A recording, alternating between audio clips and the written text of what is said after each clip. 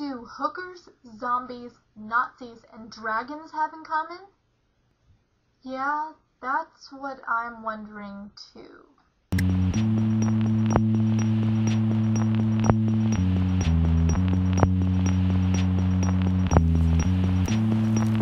Hi, this is Michelle from Memoirs of a Movie Maven, and the movie I'm reviewing for you today is Sucker Punch.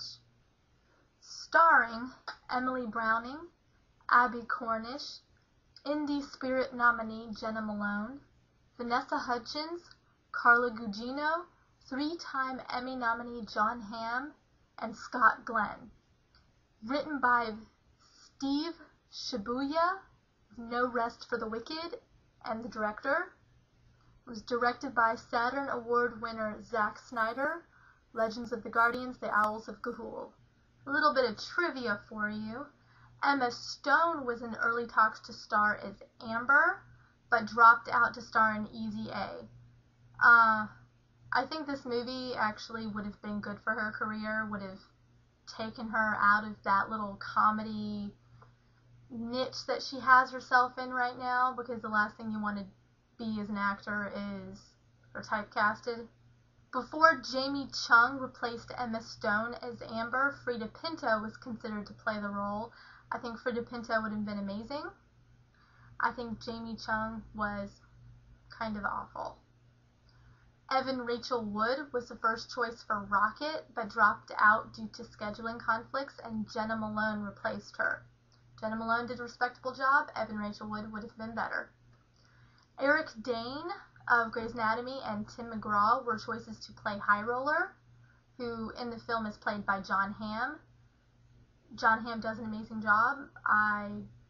Tim McGraw is a great actor, but I don't think he fit the role. Dane already played that part in Burlesque. This was Zack Snyder's first film that's not based on another work. Okay, so I was punched in the face by mediocrity.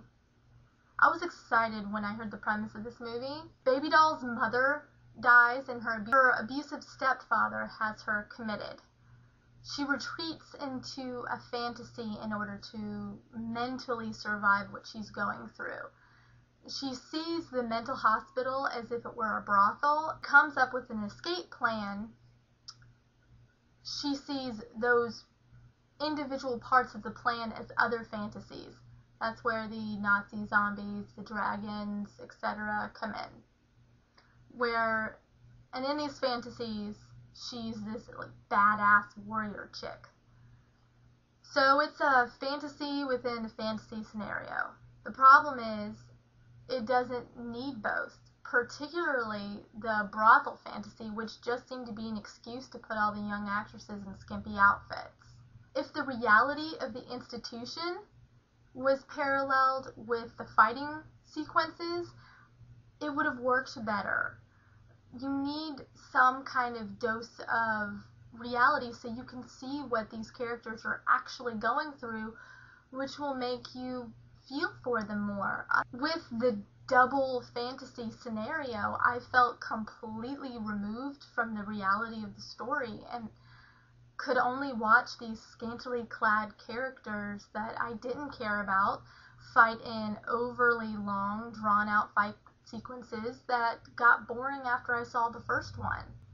This had the potential to be good, but it was so freaking tampered with in the editing process. Hopefully the director's cut will be a lot better. I've heard some really good things about it. It's got some musical sequences, which you can hear parts of in the movie, and is on the soundtrack. The only good thing about this movie is the soundtrack. Part of that has to do with the director's initial idea of musical sequences. So a few of the actors can actually really sing. Buy the soundtrack, avoid this movie. It's pretty obvious that my rating for this movie is rather stab a pen in my eye than ever watch this movie again. It was awful. It was so bad. And this isn't just from a female's perspective. I saw this with my husband, and he hated it as well. Fight sequences are cool. They were great in 300. but you can't have them be too long, and each fight sequence was pretty much exactly the same. I can understand the badass warrior princess thing, but a brothel? Really? Really? Yeah, that's where I'd go.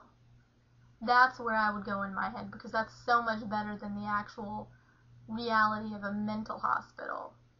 Bottom line, avoid this movie, buy the soundtrack, maybe wait for the director's cut and rent it. Perhaps it's better, but this movie would have to be entirely restructured and entirely re-edited, with all the original intended things that the director wanted in it. Movies to watch instead of Sucker Punch: Kill Bill Volume 1, DOA Dead or Alive, The Fall. Well, that's it for today. Be sure to subscribe to my channel and follow me on my blog, www.moviemavenmemoirs.blogspot.com, where you will find all of my movie reviews, plus written reviews and other movie-related articles. Follow me on Twitter @MovieMemoirs. Join my Facebook group, Memoirs of a Movie Maven. Those links are below. Thanks for watching, and as usual, comment below and let me know what you think.